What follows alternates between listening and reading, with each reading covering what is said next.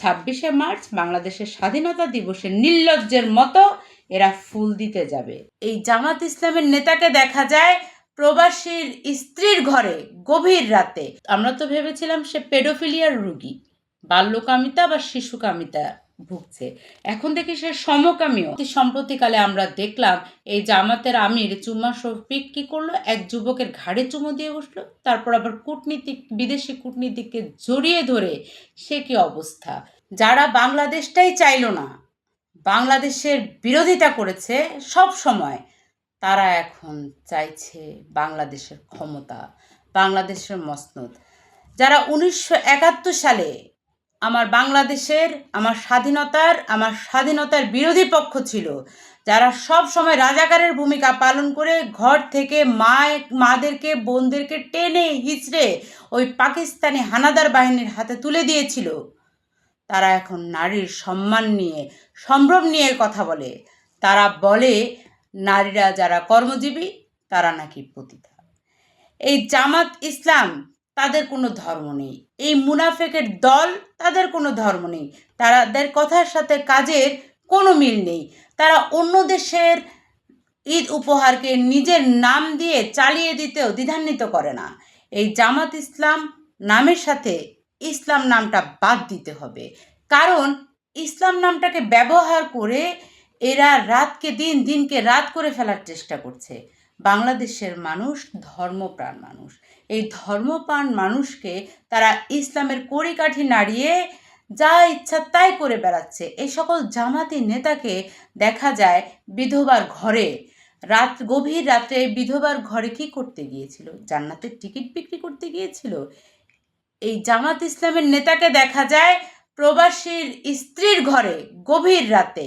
এই জামাত ইসলামের যে আমির, এই চুমা শফিকের তো নিজেরই কোনো হায়া নাই, সে তো একটা বেহায়া। ছোট ছোট বাচ্চাকে চুমু দিয়ে তার মন ভরেনি। আমরা গত বছর দেখলাম সে ছোট ছোট বাচ্চাদেরকে চুমু দিয়ে বেড়াচ্ছে গালে, নাকে, ঠোঁটে।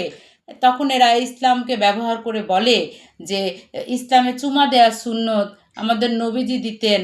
আরে বলা আছে যে রক্তের সম্পর্ক ছাড়া, যেমন বাবা ছেলে, ভাই ভাই, মামা ভাগিনা, নানা নাতি, দাদা নাতি, রক্তের সম্পর্ক ছাড়া অন্য কোনো পুরুষের সাথে শোয়াও তো হারাম। তাহলে এভাবে চুমু গালে, ঠোঁটে। তারপর অতি সম্প্রতিকালে আমরা দেখলাম এই জামাতের আমির চুম্মা শফিক কি করলো, এক যুবকের ঘাড়ে চুমু দিয়ে বসলো, তারপর আবার বিদেশি কূটনীতিককে জড়িয়ে ধরে সে কি অবস্থা। আমরা তো ভেবেছিলাম সে পেডোফিলিয়ার রোগী, বাল্যকামিতা বা শিশুকামিতা ভুগছে, এখন দেখি সে সমকামীও। তো জামাত ইসলাম সারা বাংলাদেশে সমকামিতাকে যেভাবে ছড়িয়ে দিচ্ছে, এই কারণেই তো মাদ্রাসাগুলোতে ধর্ষণ, বলাৎকার এত বেশি বেড়েছে। এই জামাত ইসলাম তারা ইসলাম বিদ্বেষী, কারণ ইসলামকে ব্যবহার করে তারা যাবতীয় যত গুনার কাজ, যত গর্হিত কাজ সব তারা করে বেড়াচ্ছে।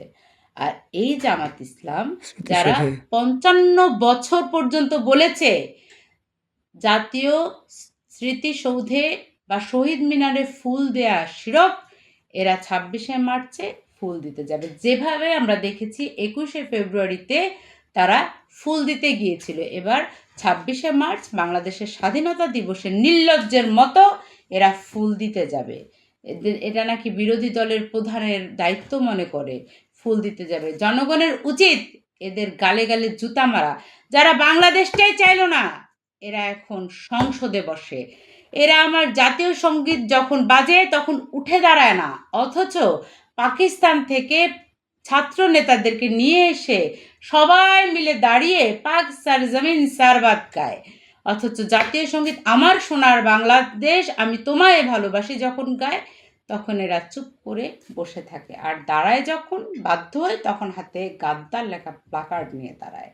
আসলে এদেরকে সংসদ থেকে তো বহিষ্কার করতেই হবে, দেশ থেকেও এদের বহিষ্কার করে পাকিস্তানে পাঠিয়ে দেওয়ার দাবি নতুন ধারা বাংলাদেশের পক্ষ থেকে জানাচ্ছি।